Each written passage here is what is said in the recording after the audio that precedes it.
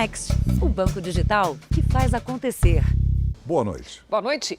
As populares rifas são consideradas jogos de azar, portanto, contravenções de acordo com a lei.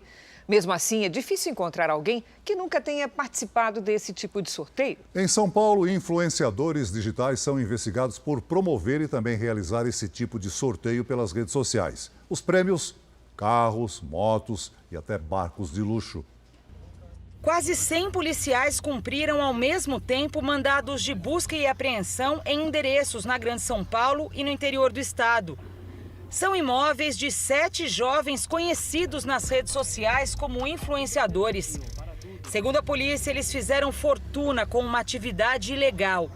Rifam carros, motos e barcos valiosos na internet, entre os milhares de seguidores. Com essa rifa, por apenas R$2, você vai comprar esses 3 foguetes. Assim, conseguem até 10 vezes o valor de mercado dos veículos.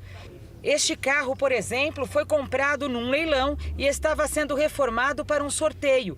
Ele custou R$100 mil e iria render aos organizadores da rifa 700 mil. O crime é o seguinte: eles fazem uma contravenção penal, que é uma loteria ilegal, só que a gente vê por trás sonegação fiscal, lavagem de dinheiro e crimes contra o consumidor. Para tentar legalizar os valores obtidos nas rifas, eles aplicavam o dinheiro em imóveis, lojas de veículos e lanchas. A origem do dinheiro usado para a compra dos bens rifados é investigada. Há suspeita de que o crime organizado também esteja se beneficiando do esquema. A rifa ou qualquer sorteio de prêmios deve ser autorizado pelo Ministério da Economia. Quem organiza de forma irregular está sujeito a até 1 ano de prisão. 3 dos 7 influenciadores já têm passagem pela polícia, um deles por roubo. Segundo a investigação, nenhum tem movimentação financeira compatível com os rendimentos declarados. Foram tantos veículos apreendidos que a polícia precisou até deste caminhão cegonha para trazer todos aqui para a delegacia.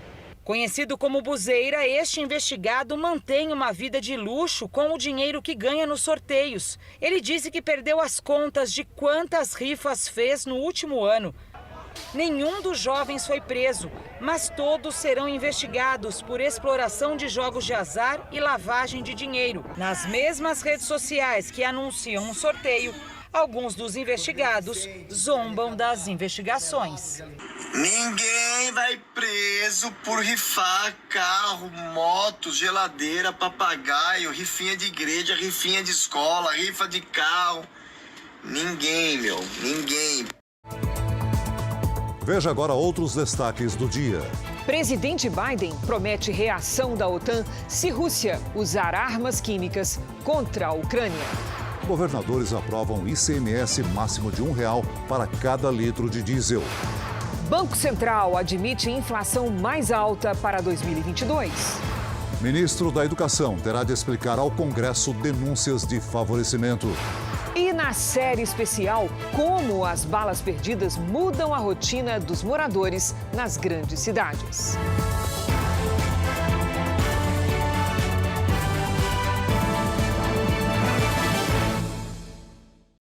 Oferecimento Beats, a conta digital em que você sempre ganha.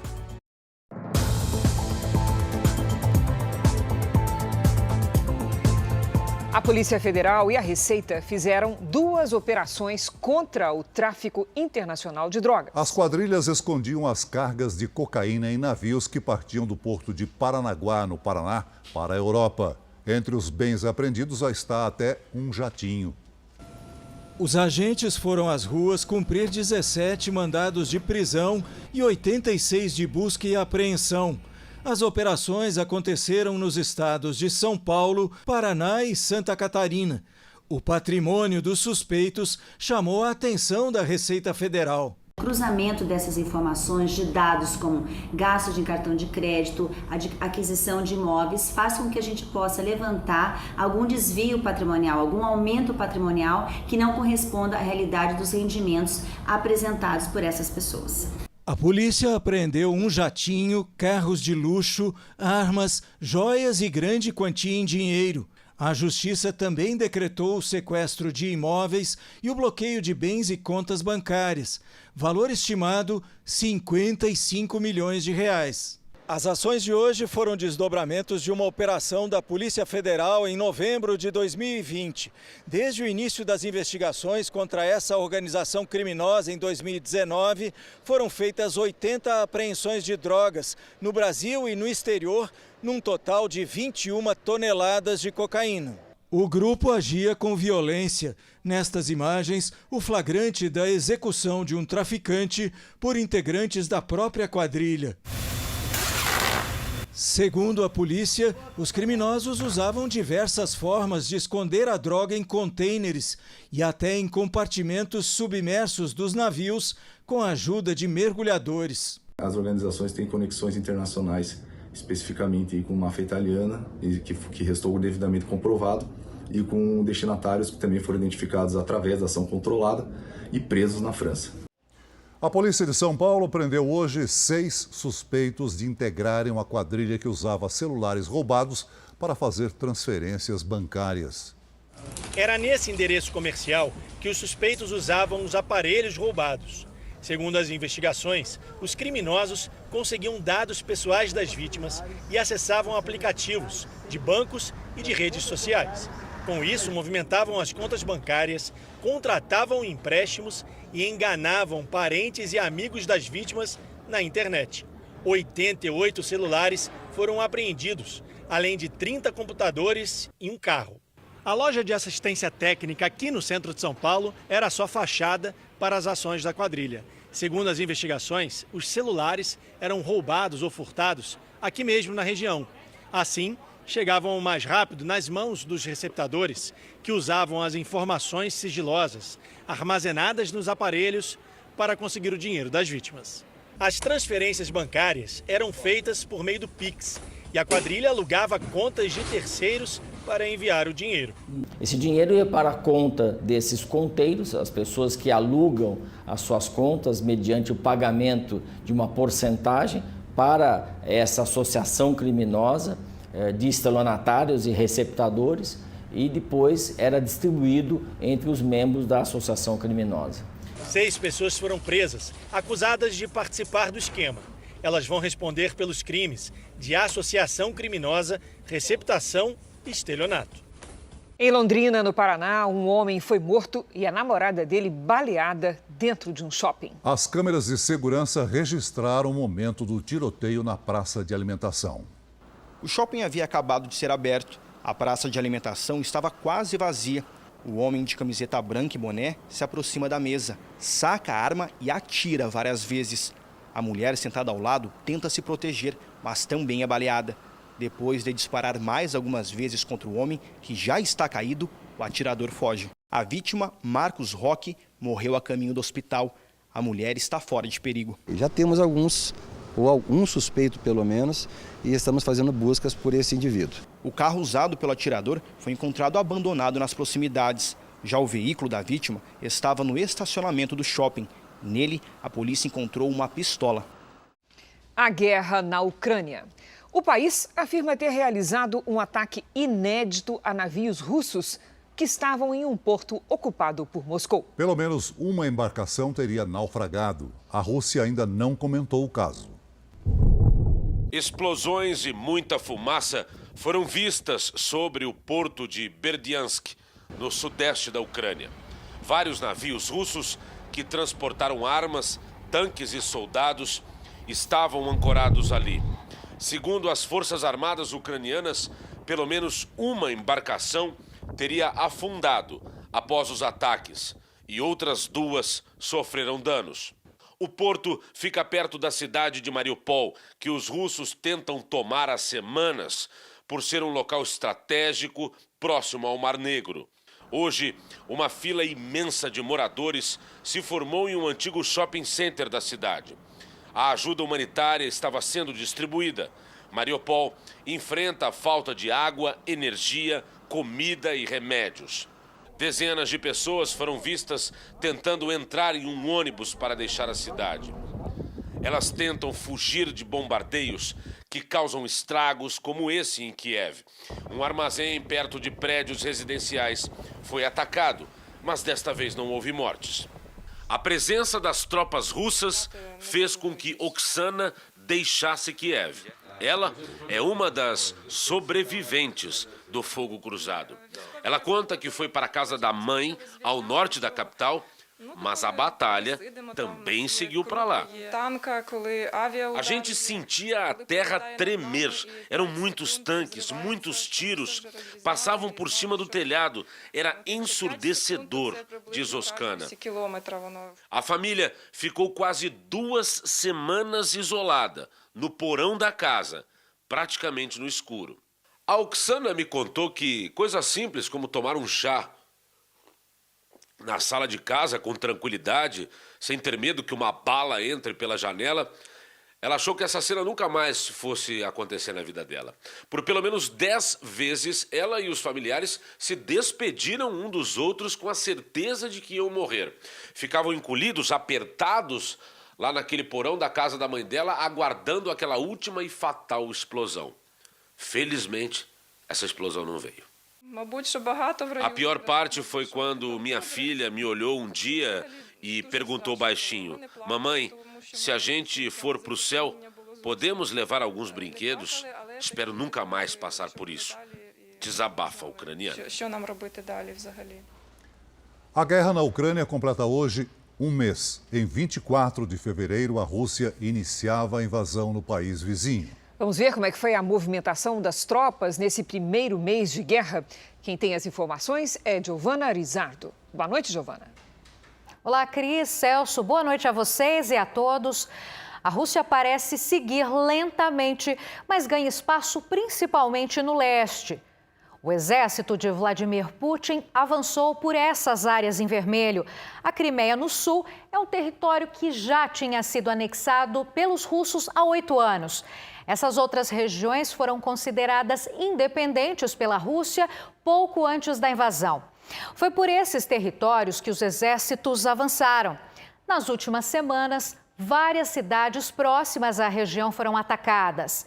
Hoje, houve bombardeios em Rubizhny e ainda em Kharkiv, onde os soldados permanecem a 20 quilômetros do centro da cidade. Não houve um cessar-fogo até agora. Hoje, 7 corredores humanitários foram abertos para tirar as famílias das áreas de risco. Os russos atacam e os ucranianos resistem. Mariupol é o maior exemplo disso. A cidade está sendo fortemente bombardeada, não tem água e energia, mas ainda não foi tomada. Kiev também está em perigo, mas os ataques mudaram. Segundo especialistas, os bombardeios continuam, mas as tropas não avançaram, o que pode indicar uma posição mais defensiva por parte da Rússia. Cris e Celso. Obrigado, Giovana. Veja a seguir: Senado marca audiência para que ministro da Educação explique denúncias de favorecimento. E na série especial, você vai ver como os tiroteios e as balas perdidas afetam a rotina das pessoas nas grandes cidades.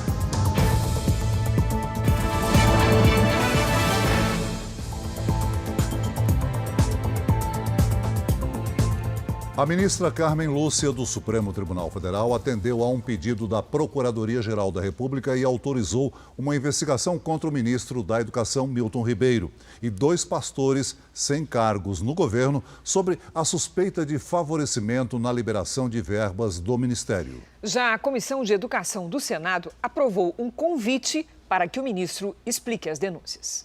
Ouro, dinheiro e Bíblia. A cada dia surgem novas acusações contra os pastores que estariam intermediando o repasse de recursos do Ministério da Educação para prefeituras. Depois da Procuradoria-Geral da República incluir a denúncia do prefeito Gilberto Braga de Luiz Domingues, no Maranhão, de que o pastor Arilton Moura teria pedido 1 quilo de ouro em troca da liberação de dinheiro do MEC, mais 2 prefeitos relataram a cobrança pelo pastor. Os valores variam entre 15 mil e 40 mil reais. E tem também a compra de bíblias como propina para conseguir a liberação dos repasses aos municípios de Bonfinópolis, em Goiás, e Boa Esperança do Sul, em São Paulo. Ô, prefeito, você sabe como funciona, né? E aí eu falei, não. Aí ele falou assim, não dá para ajudar todos os municípios. Ele falou, porém, posso ajudar o seu município. Eu falei, de que forma? Ele falou, com uma escola profissionalizante. Ele falou, é só eu fazer um ofício? Ele falou, eu consigo te liberar agora. Só que para isso, eu preciso que você faça imediatamente um depósito de R$40 mil para ajudar a igreja evangélica. Aí eu levantei, bati nas costas do pastor, Arilton, e falei, muito obrigado, mas para mim não serve, pastor. Arilton Moura e Gilmar Silva dos Santos são ligados à Igreja Assembleia de Deus Ministério Cristo para Todos e atuariam junto às prefeituras para liberar recursos do MEC, mesmo sem cargos no governo federal. O ministro da Educação, Milton Ribeiro, disse ontem, em entrevista exclusiva à Record TV, que os municípios representados pelos pastores teriam prioridade nos recursos e que recebeu os dois a pedido do presidente Jair Bolsonaro, mas que a declaração foi uma questão de cordialidade, sem autorização de negociar em nome do MEC. O senhor tem um gabinete paralelo funcionando no MEC? Claro que não. Eu gostaria de deixar isso bem claro, que no MEC, quem toma as grandes decisões sou eu, através do meu gabinete e dos especialistas que me cercam. O ministro afirmou que em agosto do ano passado recebeu denúncias de cobrança de propina no repasse de recursos aos municípios e acionou a Controladoria Geral da União. Em nota, a CGU confirmou que recebeu documentos do MEC sobre 2 denúncias. As investigações foram concluídas há 21 dias, sem constatar irregularidades cometidas por agentes públicos, mas possíveis irregularidades cometidas por terceiros. A comissão que apurou as denúncias sugeriu o encaminhamento dos documentos à Polícia Federal e ao Ministério Público Federal e abriu nova investigação. No Senado, a Comissão de Educação aprovou hoje um convite ao ministro da Educação, Milton Ribeiro, para explicar as denúncias. A audiência está marcada para quinta-feira da semana que vem, dia 31. Outros envolvidos e testemunhas devem ser ouvidos nas próximas reuniões da comissão, incluindo os pastores e prefeitos que relataram o esquema.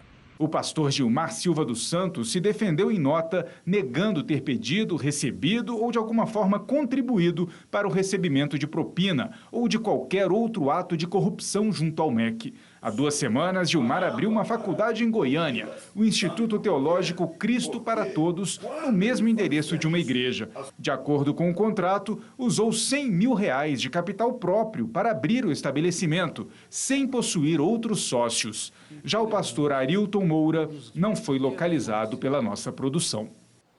Durante a transmissão ao vivo que faz toda semana pela internet, o presidente Jair Bolsonaro manifestou apoio ao ministro da Educação. Então nós vamos agora ao vivo a Brasília com o nosso colega Tiago Nolasco, que tem as informações. Boa noite, Tiago. O que mais o presidente declarou?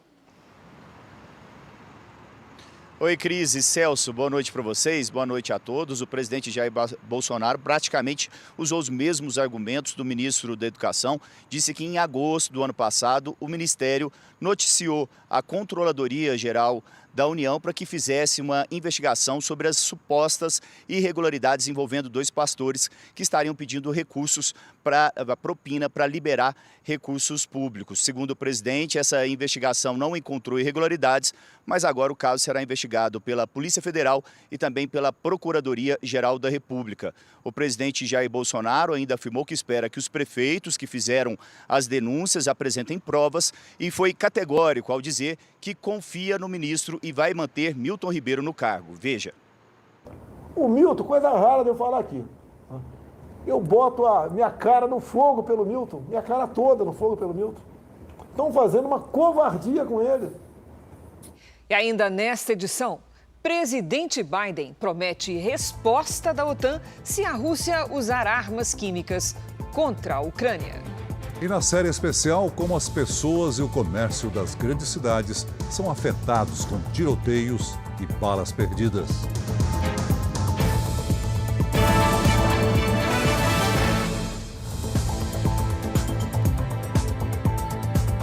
O Rio de Janeiro começou a aplicar a 4ª dose da vacina contra a Covid em idosos acima de 80 anos. Outros 7 estados já estão aplicando a dose de reforço. Logo nas primeiras horas do dia, eles começaram a chegar aos postos de saúde. A aplicação de mais uma dose de reforço começou hoje na cidade do Rio para pessoas com 80 anos ou mais. Eu já estou tomando a 4ª dose, porque eu sou grupo de risco, né?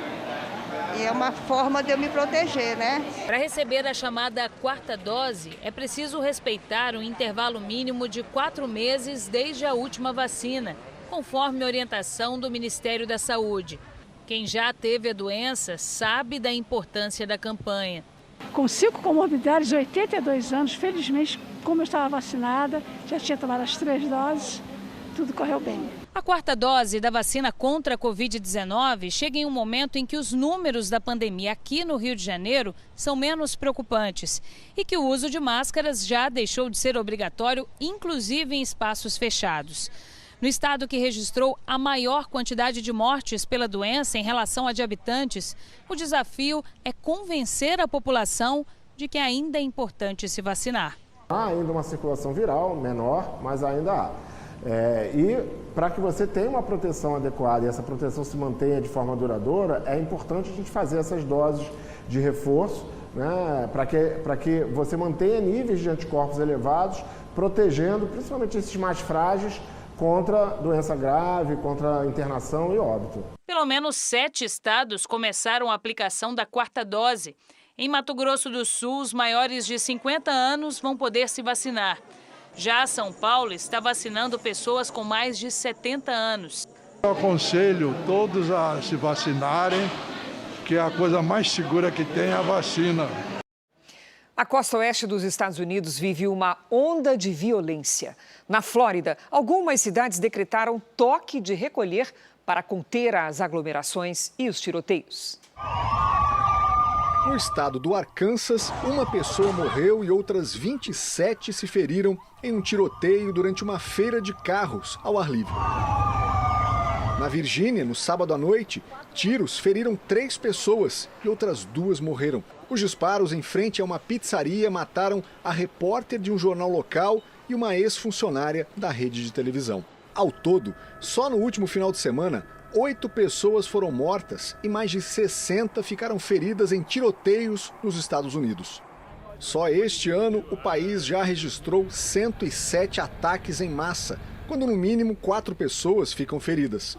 Especialistas acreditam que a pandemia e a situação econômica do país contribuíram para a escalada de violência, a maior dos últimos 2 anos. Pelo menos 2 tiroteios foram registrados aqui, no estado da Flórida. Durante o fim de semana, 5 pessoas ficaram feridas em um tiroteio na orla de Miami. Na tentativa de conter a violência, o prefeito decretou toque de recolher em parte da cidade. Essa americana acredita que o toque de recolher é necessário, porque muitas pessoas vêm de fora nessa época do ano. As coisas precisam se acalmar um pouco, afirma ela. Mesmo em bares e restaurantes, será proibido permanecer entre meia-noite e 6 da manhã.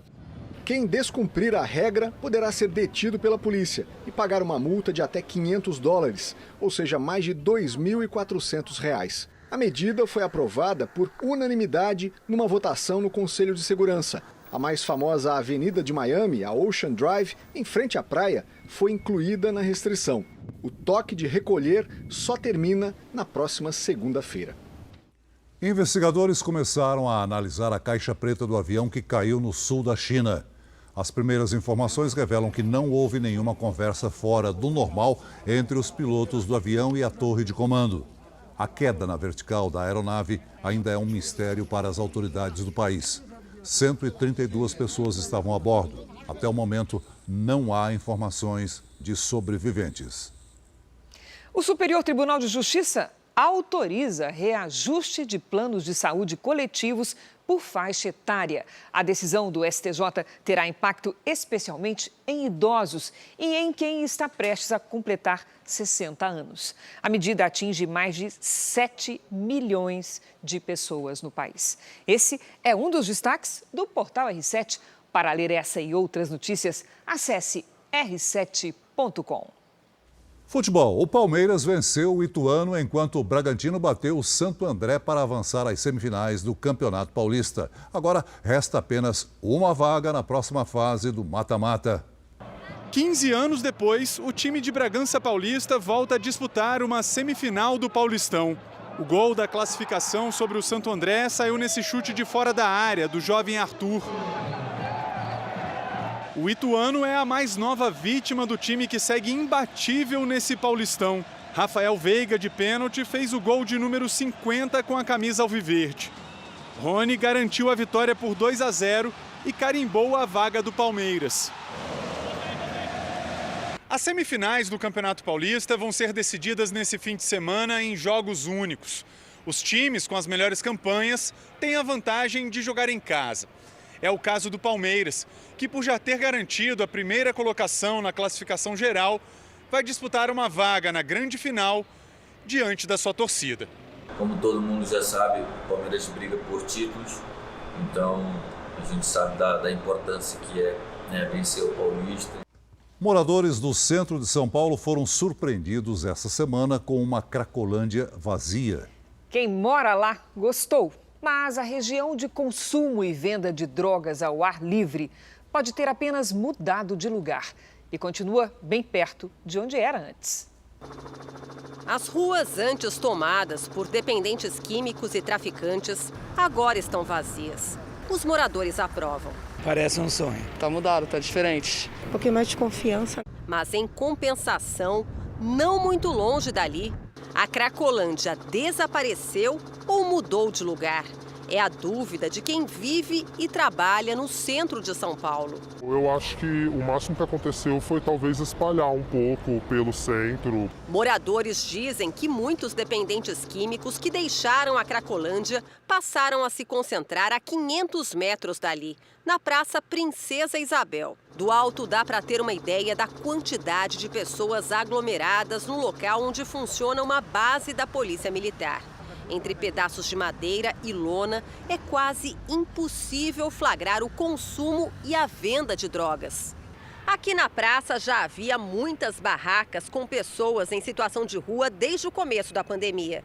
Mas nos últimos dias, elas parecem ter se multiplicado. A Prefeitura e o governo do estado anunciaram que a retirada da Cracolândia nas proximidades da Estação da Luz foi resultado de ações coordenadas para a urbanização daquela área. A preocupação agora é que a maior feira livre de drogas do país tenha se espalhado pela cidade. Porque o problema não some, né? A gente sabe que essas pessoas vão continuar nessa situação de vulnerabilidade, muito provavelmente vão continuar nessa situação de drogadição. A gente só vai perder o endereço delas, né? É triste porque eu gosto muito de morar aqui, né, na região central. Com o retorno das aulas presenciais, escolas de todo o país registraram casos de violência física ou psicológica entre os alunos. Um dos principais motivos para as brigas é o bullying, expressão em inglês usada quando um aluno faz brincadeiras abusivas ou humilha o colega de classe. A filha de Dona Railda foi agredida na escola. Para a mãe, ela contou que estava sendo perseguida por causa do cabelo. Quando eu vi a vídeo que ela mandou para mim, aquilo me deu Eu fiquei me sentindo tão mal, eu fiquei 2 dias de dor de cabeça. Casos como estes estão sendo recorrentes no país inteiro. Aqui em Salvador, um estudante agride o outro na frente dos colegas, que filmam tudo. Em São Sebastião, no Distrito Federal, a briga envolveu até uma arma. Com a volta das aulas presenciais, os casos de violência dentro das escolas estão assustando os pais brasileiros. E o bullying é uma das principais causas dessas brigas entre estudantes. Uma pesquisa internacional sobre ensino e aprendizagem mostrou que o ambiente escolar aqui no Brasil está 2 vezes mais exposto a esse tipo de assédio do que em 48 países. Segundo o levantamento, 23% dos alunos disseram ter se sentido humilhados por colegas 2 ou mais vezes nos 30 dias anteriores à pesquisa. Os maiores motivos do bullying foram a aparência do corpo, do rosto e a cor da pele. As meninas são as maiores vítimas. O Ministério Público Baiano criou uma campanha de conscientização e muitas escolas estão reforçando o diálogo com os alunos. Nesse colégio particular, orientadores passam de sala em sala para alertar sobre discriminação e violência. Muitas vezes a pessoa que sofre o bullying sofre calada. Ela às vezes não quer falar porque está com vergonha, porque acha que aquilo ali ninguém vai dar atenção. Então é um trabalho da escola, das pessoas que estão em volta a esse aluno e também da família. A OTAN, a aliança militar que reúne os Estados Unidos e mais 29 países, decidiu reforçar o envio de armas para a Ucrânia e aumentar a presença de tropas em 4 nações do bloco que fazem fronteira com a Rússia. O presidente Biden, que está na Europa, afirmou que a aliança responderá se a Rússia usar armas químicas na guerra, mas não deixou claro que tipo de resposta seria. A reunião da OTAN foi em Bruxelas, na Bélgica, e o presidente da Ucrânia, Volodymyr Zelensky, participou por videoconferência. O líder ucraniano pediu mais armas e foi atendido, mas não receberá soldados da aliança militar. A Ucrânia não é um país membro da OTAN. O secretário-geral da organização disse que o presidente russo, Vladimir Putin, cometeu um erro grave, subestimando a força e resistência dos ucranianos. Já o Reino Unido aumentou as sanções contra bancos e multinacionais russas. Os Estados Unidos também anunciaram mais sanções contra Moscou, dessa vez o congelamento de ativos de fábricas de armas da Rússia. A informação foi divulgada durante a visita do presidente americano Joe Biden a Bruxelas, na Bélgica. Amanhã, Biden vem aqui para a Polônia, o país que mais recebe refugiados da guerra no leste europeu. Mais de 2 milhões dos quase 3,5 milhões de refugiados ucranianos chegaram à Polônia nesse primeiro mês de guerra.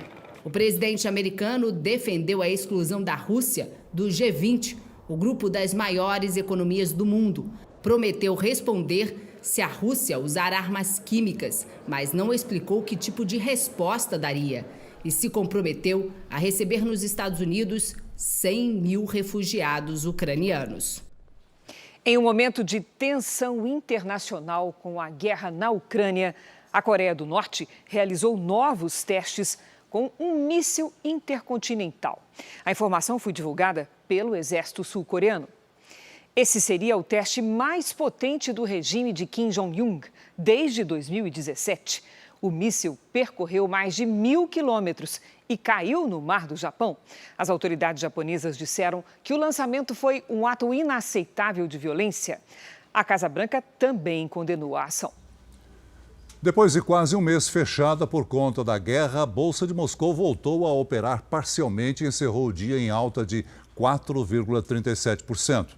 A alta contraria as previsões dos especialistas, mas a Rússia tomou medidas preventivas para evitar um colapso. Uma delas foi liberar para a transação as ações de apenas 33 das 50 empresas negociadas. Além disso, as operações duraram menos de 4 horas.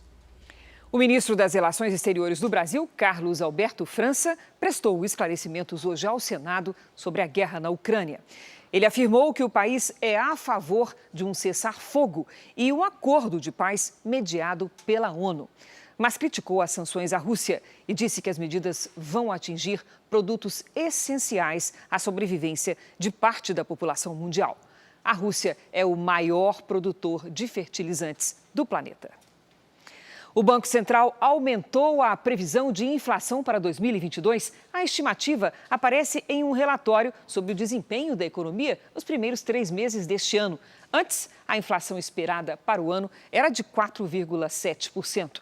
Agora está em 7,1%. O Banco Central também reconhece que a meta de inflação não será cumprida. O centro da meta é de 3,5%. O documento prevê ainda nova alta na taxa básica de juros, a Selic, de pelo menos 1 ponto percentual. A Selic hoje está em 11,75% ao ano. Se essa estimativa se concretizar, a taxa subiria em maio, próxima reunião do Copom, para 12,75% ao ano. O Jornal da Record faz agora uma pausa de 30 segundos. E na volta, governadores estabelecem valor fixo para imposto sobre o diesel.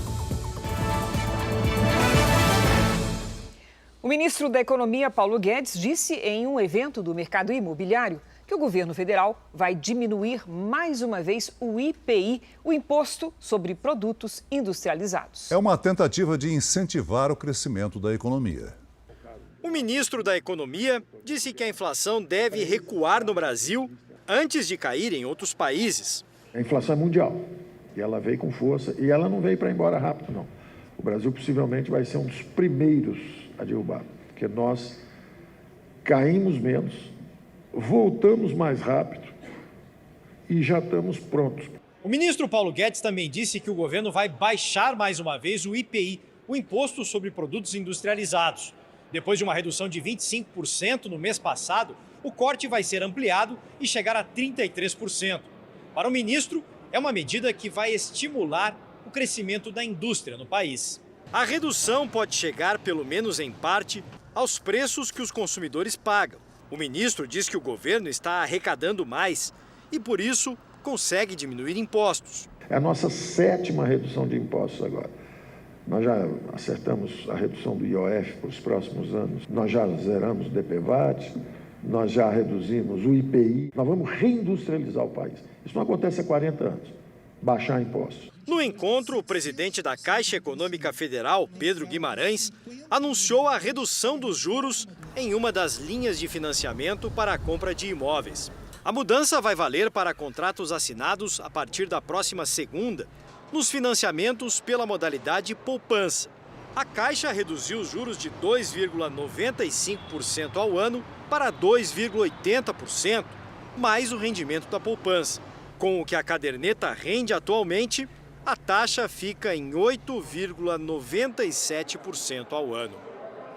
Outra notícia importante para o seu bolso. Os estados e o Distrito Federal definiram hoje um valor máximo e fixo para o principal imposto estadual que incide sobre o óleo diesel, o Imposto sobre Circulação de Mercadorias e Serviços, o ICMS. Esta medida visa segurar a alta no preço dos combustíveis e controlar a inflação. O novo cálculo do Imposto sobre Circulação de Mercadorias e Serviços, o ICMS, vai passar a valer a partir do dia 1º de julho. O Conselho Nacional de Política Fazendária, que reúne os secretários da Fazenda dos estados e do Distrito Federal, criou um valor máximo fixo para o ICMS sobre o diesel próximo a R$1 por litro. Por exemplo, se alguém abastecer o caminhão com 10 litros de diesel, pagará cerca de R$10 de ICMS. Para que o combustível não aumente ainda mais nas bombas, os estados também poderão custear parte dos valores para que não sejam repassados aos consumidores. Até agora, a alíquota do diesel não tinha um valor fixo. Ela levava em conta um percentual do preço do combustível e a alíquota variava entre os estados de 12% a 25%. A expectativa é que a medida reduza em 21 centavos o preço do litro do diesel na bomba, de acordo com os estados. Hoje, a média de preço, segundo a Agência Nacional de Petróleo, é R$ 6,75 e cairia para R$ 6,54. Também foi confirmada a decisão dos governadores de congelar por 3 meses o ICMS sobre a gasolina, o etanol e o gás de cozinha. De acordo com os secretários estaduais de Fazenda, a medida representa a perda de R$1,2 bilhão por mês em arrecadação. Segundo o líder do governo na Câmara, Ricardo Barros, o Palácio do Planalto e o Ministério da Economia estão estudando maneiras de frear o aumento do preço da gasolina. O Tribunal Superior Eleitoral não respondeu se o governo pode reduzir tributos em ano de eleição. Isso estaria dificultando novas ações. O governo tem interesse, o presidente Bolsonaro externou que quer zerar os impostos federais sobre combustíveis, que o momento da guerra na Ucrânia e da Rússia requer uma ação do governo. O TSE se omitiu em responder se isso seria ou não uma infração à lei eleitoral e temos a lei de responsabilidade fiscal também para cumprir. Um levantamento do governo federal mostra que cerca de 4 milhões de pessoas vivem em áreas de risco no Brasil. O período de chuvas é o mais preocupante. Na última madrugada, no Rio Grande do Sul, uma barreira desabou e atingiu uma casa. Quando a chuva vem, as famílias que moram perto de encostas e morros ficam em estado de alerta. Um levantamento do Serviço Geológico do Brasil mostra que quase 4 milhões de pessoas vivem em áreas de risco. Em todo o país, existem aproximadamente 13 mil pontos nessa situação. Desses, quase 7 mil têm risco de deslizamento. É É o caso de Caxias do Sul, no Rio Grande do Sul. Na última madrugada, houve um deslizamento na cidade após o temporal. Em um período de 9 horas, entre 11 da noite e 8 da manhã, choveu 113 milímetros em Caxias do Sul, o que representa mais de 60% da média prevista para o mês inteiro, segundo a estação climatológica do Ministério da Agricultura. Na manhã desta quinta-feira, foi possível ver os estragos causados pelo temporal. A câmera de monitoramento registrou a queda de uma barreira. Parte de uma residência de 2 pisos desabou. Um casal e os 2 filhos estavam no local no momento do deslizamento, mas conseguiram sair. Já o cachorro da família precisou ser resgatado. A Defesa Civil esteve no local para avaliar a interdição do imóvel. Petrópolis, na região serrana do Rio, vive um período de chuvas fortes há mais de um mês. Outro estado em alerta quando o assunto é chuva é a Bahia. É a 5ª região com mais áreas de risco do país. A quinta-feira foi de temporais no sul e no nordeste do país. Já está conosco a Lidiane Sayuri. Boa noite, Lid. Alerta de temporal até o fim de semana? Temos sim, Cris. Boa noite para você, Celso. Boa noite a todos. Em Santa Catarina, a região de Campos Novos foi a mais afetada pela ventania. As rajadas de 108 km por hora destelharam um posto de combustíveis. Esse caminhão que estava abastecendo quase foi atingido. Um outro caminhão também tombou com a força do vento. Na região metropolitana do Recife, em Pernambuco, o volume de chuva das últimas 72 horas ultrapassou o esperado para o mês inteiro. Mais de 900 pessoas estão desalojadas. Nesta sexta e sábado, as atenções se voltam para as regiões Sul, Nordeste e Norte. Um ciclone extratropical que nada mais é do que uma frente fria um pouco mais forte espalha nuvens de tempestade no sul. Nesta sexta, o risco de granizo, ventania, alagamentos e deslizamentos é alto entre o norte gaúcho e o Paraná. Em toda a costa do Nordeste, no Amapá e na região de Belém, no Pará, há chance de enchentes e transbordamentos. Nos outros estados do norte, as pancadas de chuva podem ser fortes e a qualquer hora. Nas áreas claras do mapa, aí sim, o tempo fica firme. Em Porto Alegre, o sol mais enfeita do que aquece. Máxima de 23 graus. No Rio de Janeiro, 36. Em Cuiabá, máxima de 34 e no Recife até 28. Na capital paulista, sexta-feira será quente com 33 graus, mas há previsão de chuva que pode ser forte à tarde. Cris, Celso. Obrigada, Lidy. Até amanhã, Lidy. A Polícia Federal ganhou um reforço na frota aérea nesta quinta-feira. A entrega oficial do avião aconteceu em Brasília. Esse é o 2º avião do mesmo modelo da Embraer a ser adquirido pela Polícia Federal. A primeira aeronave foi entregue em dezembro de 2021 e já está em uso.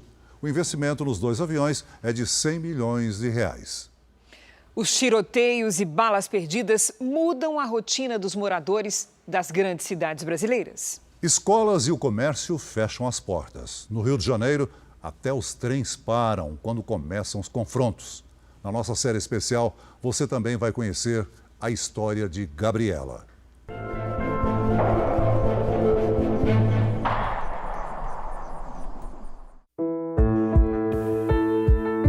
Ver as amigas casadas, de ver as amigas bem-sucedidas, de ver os sonhos dessas amigas delas realizados. Isso dá uma saudade, mas também dá uma alegria por parte das pessoas que participaram da vida dela, né?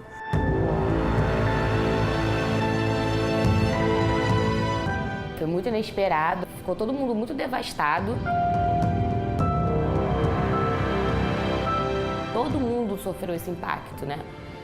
Virou uma neurose muito grande para todo mundo. Foi muito ruim, assim, foi uma época muito ruim.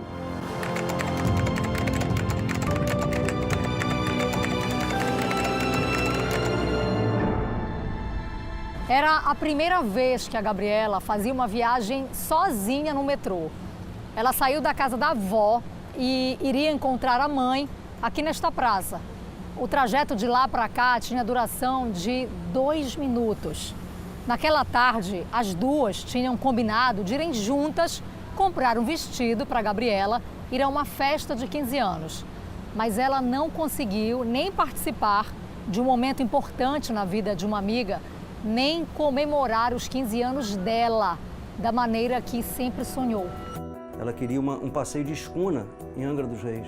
O sonho dela era levar 30, 40 pessoas, amigas, né, para fazer essa festa num passeio daqueles, né? Era o sonho dela. Esse sonho dela eu não consegui concretizar.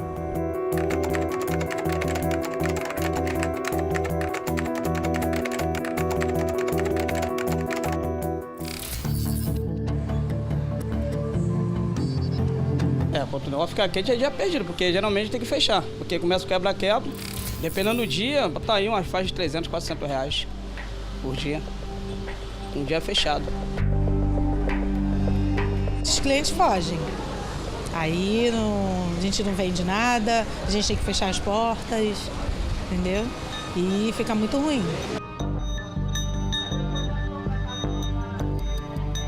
A gente vai embarcar aqui na estação de trem e vai descer em Manguinhos, que foi a estação que mais precisou interromper os serviços no ano passado por conta dos tiroteios na região. Vamos lá.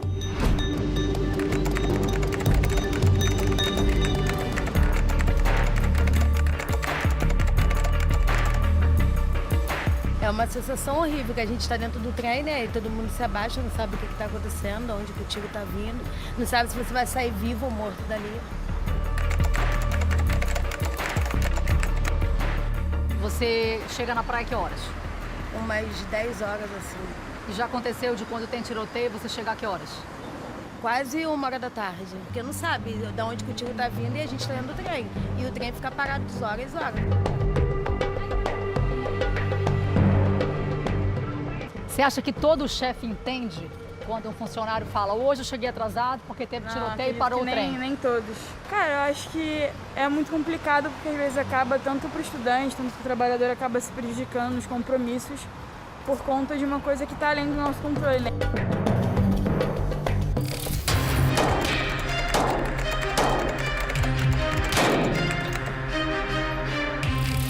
Para você ter por analogia, hoje, com a guerra da Ucrânia, as mesmas armas, o mesmo armamento, o mesmo calibre que está sendo utilizado lá, já vem sendo utilizado no Rio de Janeiro há muitos anos. Um tiro de fuzil 762 tem um alcance de quase 4 quilômetros e uma velocidade acima da velocidade de um caça. É uma arma que só deveria ser utilizada em situações muito específicas e por pessoas capacitadas. E aqui no Rio de Janeiro, é a arma mais utilizada pelos criminosos.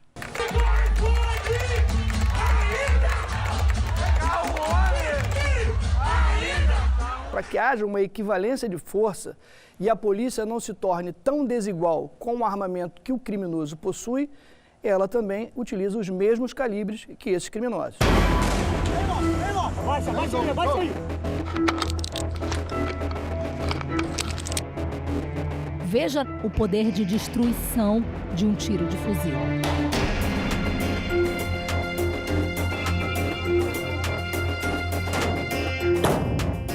O tiro foi dado a uma distância de aproximadamente 20 metros.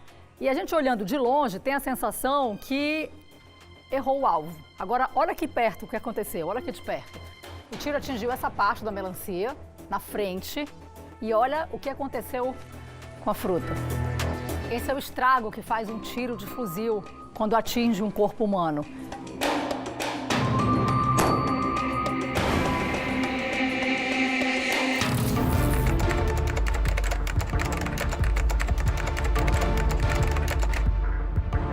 Se o senhor pudesse escolher, que descrição o senhor queria que tivesse ali na rua, embaixo do nome dela? Gabriela, minha filha eterna. Amante dos animais, queria ser veterinária, queria colecionar canetas, queria fazer surf até ficar velhinha, que ela falava, vou fazer surf até ficar velhinha.